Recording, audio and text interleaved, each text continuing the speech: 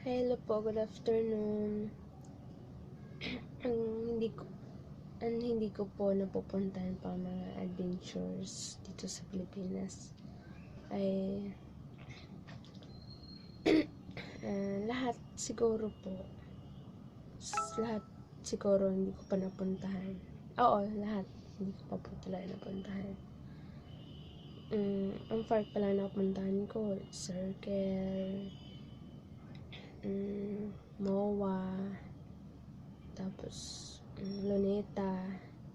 Yun pa lang, kahit nga Manila Zoo, hindi ko pa napuntahan, Star City, Enchanted Kingdom.